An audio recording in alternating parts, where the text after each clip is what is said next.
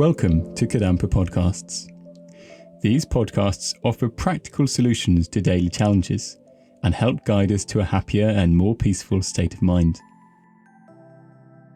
In each episode, you will find an extract from a teaching given by one of various Kadampa Buddhist teachers worldwide. All these teachings are inspired by the profound wisdom of Venerable Geshe Kelsang Gyatso Rinpoche, a Buddhist master for our time. We hope you will enjoy listening. Okay, so I'll just begin by reading from How to Transform Your Life. So this is on page 16.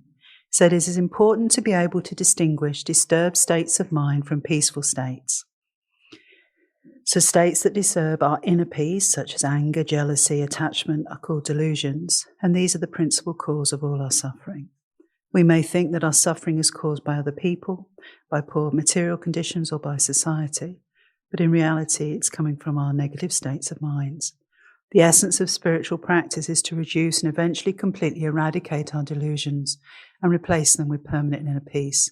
This is the real meaning of our human life. Normally we seek happiness outside ourselves. We try to obtain better material conditions, a better job, higher social status, and so forth. But no matter how successful we are in improving our external situation, we still experience many problems and much dissatisfaction. We never experience pure lasting happiness. This shows us that we should not seek happiness outside ourselves, but instead establish it within by controlling our mind through sincere spiritual practice. If we train in this way, we can ensure that our mind remains calm and happy all the time. And then no matter how difficult our external circumstances may be, we will always be happy and peaceful. Okay, so just reminding you, so one of the techniques that we're going to use each day is that we're checking what is my mind producing. So this self-examination, very important that we examine. It's not no one else can know what's going on in our mind. Nobody. We can fool everybody. Nobody can know what's really going on in our mind. So we have to be very honest. We check what is my mind producing now. Okay, so this is important. What is my mind producing now? So when we have these feelings, what is my mind producing? Okay, so that's quite interesting, isn't it? Because when we're feeling sad, unhappy, overwhelmed, etc., we feel as if we're not responsible for it. Yeah, but actually, what is my mind producing? Okay, there's I know I'm sort of labouring that point, but it does help. I promise you, when you're in a state, a bit of a state, and you just check to yourself and say to yourself, what am I producing now? Okay? Because remember, a negative mind will always find a problem. And then if we do find some negativity within our mind, some unpleasant feeling, some painful feeling, don't be frightened. Don't panic. Right? Don't panic. It's okay. Right? If we find it, don't panic. Because what happens is we find it and then we want to get rid of it instantly. Yeah. And so then we might say or do things or take substances or whatever, trying to get rid of this painful feeling. But if we find a painful feeling, don't be frightened, don't panic. Remember that it is just temporary. And so Buddha said that that we need to contemplate that just as a storm cannot destroy the sky, in the same way a few unpleasant feelings will not destroy our mind. Right? Because that's the thing, isn't it? When we have these minds, we feel like they are destroying us, but that's not correct. It's just an illusion. In the same way that, you know, how horrendous a storm can be, horrendous, but it does not destroy the sky. When it passes, the sky remains. In the same way, these unpleasant feelings, no matter how awful they are, and I know they can be so awful, but no matter how awful they are just temporary and they will pass. Okay? If we don't focus, okay, and give them fuel to develop stronger and stronger, they will eventually pass. Okay? So it's saying, so again, we need to say to ourselves, this painful feeling does not have the power to destroy my mind. Okay? Does not have the power to destroy my mind. So when you're in that state, just saying these things, I'm producing this, it does not have the power to destroy my mind.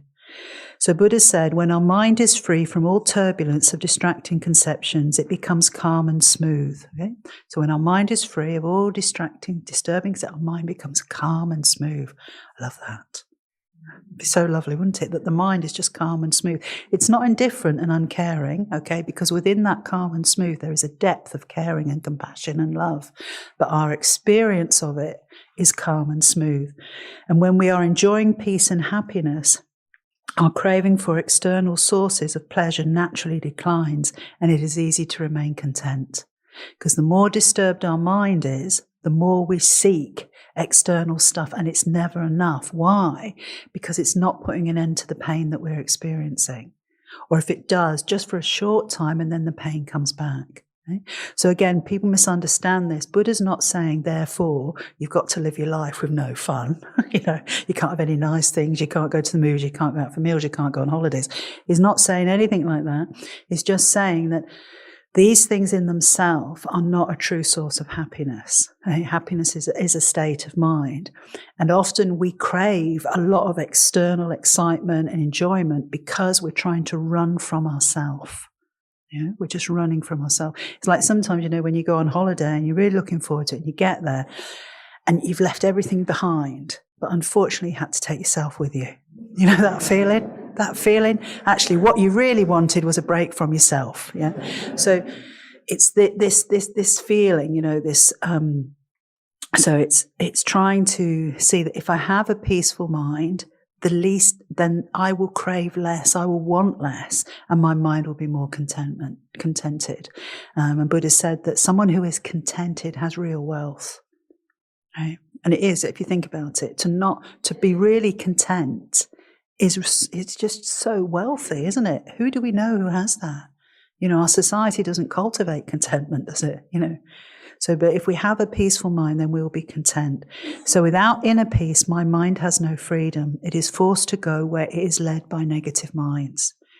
Okay, so without inner peace, my mind has no freedom. We talk a lot about freedom, don't we, in our world? It's people have rights and we have freedom. But actually, we can have external freedom. But if our mind is full of negative states of mind, we have no freedom. There is no freedom. We're caught in a prison, aren't we, within our own mind, and there is no freedom. We are locked in. So to improve the quality of my life, I need to improve the quality of my mind. Okay, so to improve the quality of my life, I need to improve the quality of my mind. I need inner peace. Okay? So by thinking in the ways that we've learnt this morning and what I've just explained now, we come to that conclusion. If I want real freedom, real mental freedom, I need inner peace. Okay? And I know it all sounds like we're focusing on ourselves, but as I said before, it's only when our mind is peaceful can we really be of benefit to others? Because otherwise what happens, I don't know about you, but if my mind is very turbulent and I'm very emotional and I feel quite distressed and some sense of despair, if other people then come in and they've got problems and difficulties, which they always have, haven't they, let's face it, and they need something or they want something, I feel so full to capacity, I've got no room for them. So maybe I even develop resentment towards them and their problems. What we sort of call this, don't we, like compassion fatigue, or because we haven't got the mental space to deal with, or it may be that we really want to help them, but because our mind is so chaotic and so confused that we can't see any way of helping them. Yeah. So the best thing that we can do for other people is to work on our mind. Because the more peaceful our mind is, the more content our mind is, the more we've waged war on our negative states of mind, the more inner peace we have, the more benefit we will be to others. Okay? So again, drawing on your own experience, if there's say you're going through something and there's somebody who who's always quite agitated and their mind is never very stable, they're always a little bit angry, resented, you're not going to go to them for help, are you? Because you can sort of feel actually they're not going to be able to listen even. When our mind is so full, we can't really even listen to other people. And listening is so important. It's often one of the best gifts we can give, isn't it, to somebody else? Is not really to do anything, but just to really listen. Because all sometimes people need is to be heard. But if our mind is so full of what's going on for ourselves, we can't even hear them or their situation or their problem. So the more at peace our mind is, the more quiet it becomes, then the more mental space we have to hear other people correctly. So happiness and suffering are parts of mind. And so if we want to really avoid suffering and experience happiness, then we need to train our mind. Okay, so again, this is something unique to Buddhism, really, that our suffering actually is created by our mind. So it's not saying, so whether something is a problem or not depends upon our mind. Okay? Depends upon our mind. So many people will see, so as something is an opportunity for growth, or it can be a big problem, we choose. It's how we view something that determines the impact that it has on us. So Buddhism uses meditation and meditation techniques in order to bring the mind, to ripen the mind to its full capacity. Okay, so the capacity of every human being, everybody, no matter how negative you feel about yourself, the capacity of your mind is phenomenal.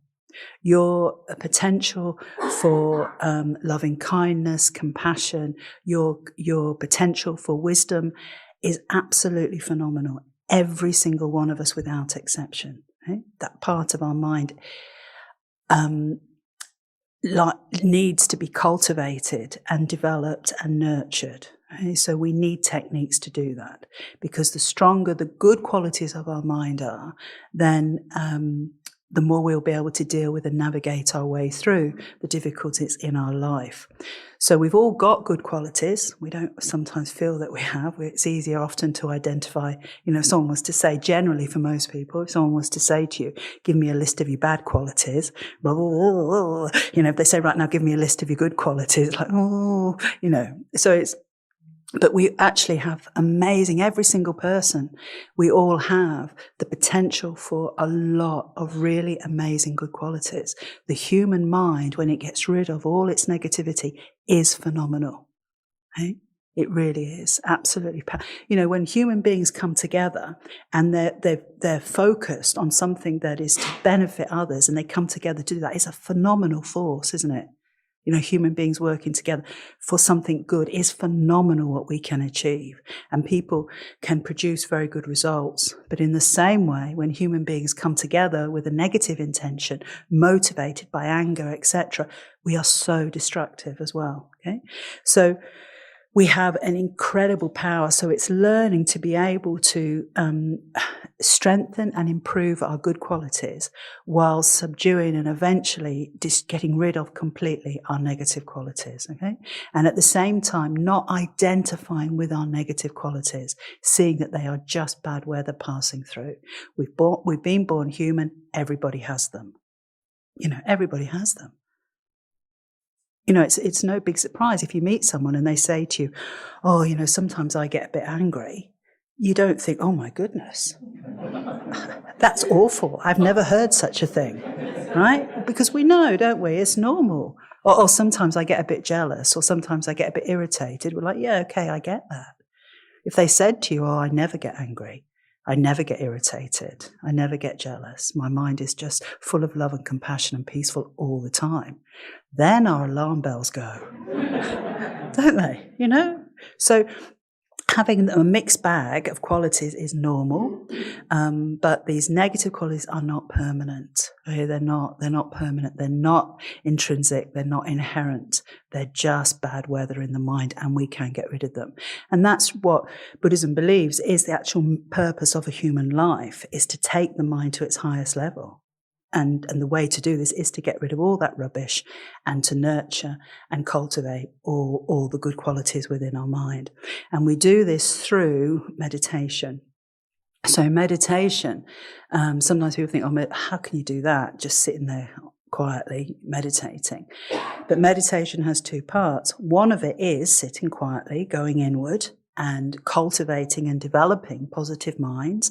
And then when you come out of meditation, then applying those meditative minds to your daily life. Right? So it's two parts. One part is sitting quietly, meditating, cultivating the right minds. The second part is applying it to your daily life. And of the two, applying it to your daily life is where you're going to spend most of your time. Okay? Because it's very rare to find people who could meditate 24 hours a day in this modern world, where our minds are so distracted. Right? So the majority of our time is using what we gain in our meditation, which might only be half an hour a day, and then applying that to our daily life. So it's the union of meditation and daily life. So somebody who is training their mind in meditation, they're in meditation all the time. Right? Again, people get confused by this. So they think, so if people would say, so what do you do at the Buddhist center? And I say, well, we're in meditation all the time. So you would think, that sounds interesting. So you're just all sitting in your rooms then, just sitting there meditating, right? But it's not true. So what that means is I'm in meditation all the time, is that I'm applying my meditation objects to my daily life, right? And I'm becoming aware when I'm not. And I see the difference. So when I'm applying what I learn in meditation to my day goes smoother. Okay? It doesn't mean that the problems don't come, but my ability to handle them, deal with them, transform them and use them is much better than if I don't have meditation objects in my mind during the day. I just deal it with normal emotion. My mind goes up and down like a roller coaster. By the end of the day, I'm exhausted. Okay? So meditation is applying our meditation objects that we learn in our formal meditation to our daily life. If you feel inspired by this podcast, then dive deeper into the timeless wisdom of modern Kadampa Buddhism by following the link in the episode description. We look forward to reconnecting with you in the next episode of Kadampa Podcasts.